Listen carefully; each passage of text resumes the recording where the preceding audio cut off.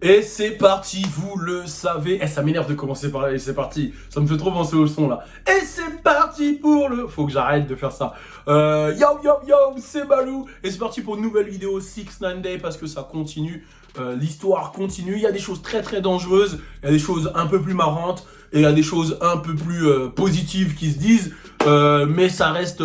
ça évolue. Et on va voir jusqu'à où. Alors je vous le rappelle, premièrement... mettez la cloche, mettez les doigts, abonnez-vous, donnez de la force. Abonnez-vous à nos playlists French Plug, la playlist French Plug, le lien elle est dans la description. C'est une playlist de rap français et de rap US dispo sur toutes les plateformes de streaming. Abonnez-vous à la playlist New Drip. Là c'est vraiment 100% rap US avec des gros bangers. Et on y va, 6ix9ine Day, 6ix9ine Day, turn up.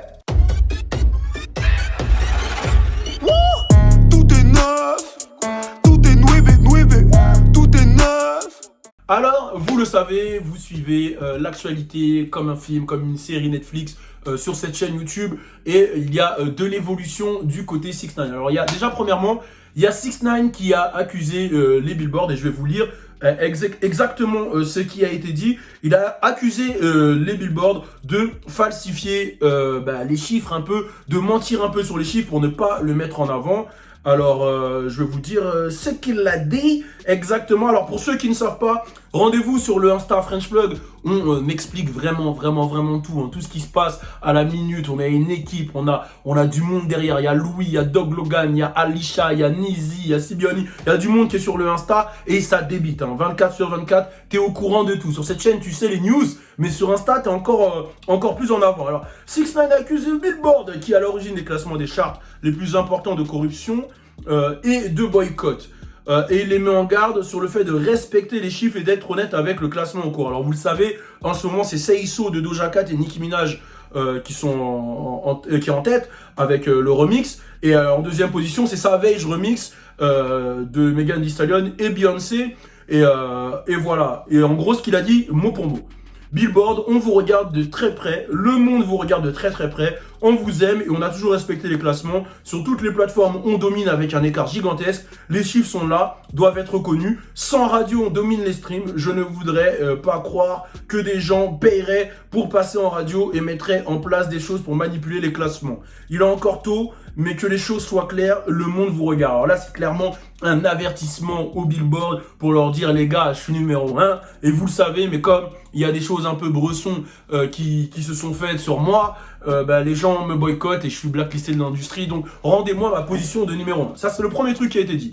Le deuxième truc, c'est qu'il y a un rappeur qui a tenu des propos super dangereux, qui s'appelle Lil Murden, qui justement dit à tout le monde, vous êtes des fake gangsters. Et écoutez ce qu'il dit, je trouve ça très sombre, ça va apparaître juste là. Écoutez. Out here fake looking for 6ix9ine. Why the fuck y'all looking for him, nigga? Go hit his family, nigga. Go kill his kid. Go kill his baby mama. Go kill his mama, nigga. They took y'all family, nigga. Take his family, nigga. Je trouve ça quand même très bresson ce qu'il dit, inciter les gens à aller tuer les enfants, la famille de 6ix9ine, parce qu'il a snitch les gens. Alors je comprends qu'il y a des codes dans la rue, etc.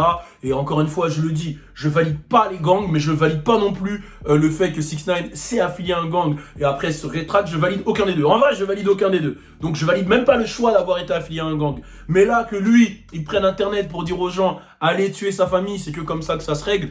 Excuse-moi, la famille, elle a rien demandé. Justement, ce que je reproche à 6ix9ine, c'est de s'être affilié en sachant que ça peut retomber sur sa famille. Lui, il essaye d'agiter les foules et dire les gars, vous êtes des faux gangsters, allez tuer sa famille. Je trouve ça très bresson. Et c'est pour ça même que je vous dis à chaque fois que ce que 6ix9ine a fait, c'est super dangereux. C'est pour ça que je vous dis que les risques qu'il a pris pour en arriver là sont super dangereux. C'est quand je vois des réactions comme ça. Bref, on va pas s'attarder sur ça et on va parler d'un truc qui est un peu plus drôle hein, en soi, un peu plus drôle. Même 6ix9ine, il en a rien à foutre. Alors il y a sa baby mama à 6ix9ine, la première puisqu'il en a deux. Il y a sa baby mama qui a été aperçue dans la Lamborghini bleue de Rich the Kid pour un clip. Rich the Kid, Lil TJ, et bon lui directement il s'est foutu de la gueule de la baby mama et de Rich the Kid. Il a dit que Rich the Kid a loué et la Lamborghini et sa baby mama pour un clip. Derrière, il y a Future. Future qui sort un album vendredi. Hein. D'ailleurs, j'attends ça. Le boss de la trappe est de retour. J'ai vu les featuring, j'ai vu la manière dont il communique, la toxicité qu'il envoie sur les réseaux. Ça sent un Future qui va qui va allumer ses baby mamas et qui va déverser sa haine, qui va nous sortir des codeine brazy, des dingueries. Donc on attend ça avec impatience. Qui a clairement pris les réseaux et qui a dit ah je respecte les petits gars. Ils ont utilisé les baby mamas.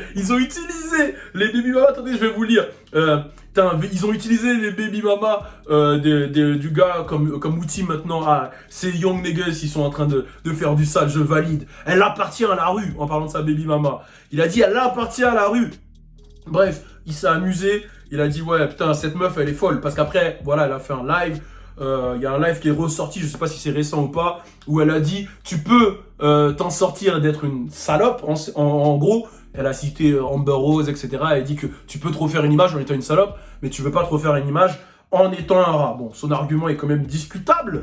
Et derrière, Twitter s'est enjaillé. Il y a même eu des photos qui sont ressorties de Future dans ses clips. Il a déjà utilisé cette stratégie avec Amber Rose. Je sais pas si vous vous souvenez, dans Mask Off, il est clairement avec Amber Rose. Et dans Rich X, il est avec Black China, qui sont les baby mamas respectives. Amber Rose, vous le savez, Kanye, Wiz Khalifa et compagnie. Bon, la liste, je la connais pas entière. Et Black China, c'est Rob Kardashian, Tyga. Et la liste aussi, je ne la connais pas entière. Mais voilà, il a utilisé les baby mamas pour faire du clout, etc. Et il donne de la force au type. Alors, il est toxique à un point, mais on le valide. On valide la toxicité. Et pourtant, je suis un mec qui est dans le positif et tout. Mais ce mec-là, il dégage un truc. Et il assume sa toxicité. Ça, j'arrive pas à le dire, mais vous avez capté. Il assume, il a quand même fait un message pour la fête des pères où il a shout out, c'est lui, baby mama. Et ça, c'est très très chaud. Il y a Jack Boy qui continue, qui a posté une vidéo claire, nette et précise. Je vais vous la mettre, c'est un passage où justement 6ix9ine chantait à l'époque. Bon, je vais même pas vous la mettre parce que j'ai la flemme de la rechercher, etc. Mais c'est dans un ancien son où il dit Nous, on parle pas à la police. Nous, quand la police elle nous arrête, on sait pas. Toi, quand la police elle t'arrête, t'es un rat. Et il a mis un montage où il a mis quelques mois après où on voit qu'il dit ouais, j'ai balancé, etc. Donc voilà, il y a vraiment tout le monde qui s'enjaille de son côté balance. Il y a Wakwanet qui a tenu des propos aussi. Pour une fois un peu plus rationnel que d'habitude, même si des fois je suis d'accord avec lui, des fois je trouve qu'il va trop loin. Sur Nipsey je trouvais qu'il allait trop loin, il y a des trucs je suis d'accord avec lui. Wakwanet c'est le manager de The Game, où il a dit clairement que c'est plus le gang qui doit se poser des questions, de s'affilier avec un mec. Tu vois qu'il a aucun code de la street, qu'il connaît rien à la street, de te mettre avec lui, de lui donner autant de force, c'est un peu des golemons, tu vois. Il disait même, des fois il comprenait pas qu'il voyait des red flags, des drapeaux rouges, des bandanas rouges de blood avec un mec qui a une coupe de toutes les couleurs. Il disait il a rien contre les gays, mais le mec il représentait les gays au milieu d'un gang, ça va pas ensemble. Il expliquait ces trucs, etc. où il disait en gros 6ix9ine ne représentait pas le gang, donc ça sentait qu'il était pas un mec de gang et que les mecs auraient dû voir, et il remet la faute sur les gars. Et c'est vrai que les gars ils sont pas très fut-fut. Tu vois 6ix9ine, tu vois son profil, tu sais directement que voilà, c'est pas un mec, s'il va se passer des trucs compliqués, qui va assumer. Enfin bref, anyway, voilà, c'était la petite vidéo du jour sur 6ix9ine. On est ensemble, force à vous tous. Turn up. Tout est nouébé. Nouveau concept, nouveau concert sur le CV.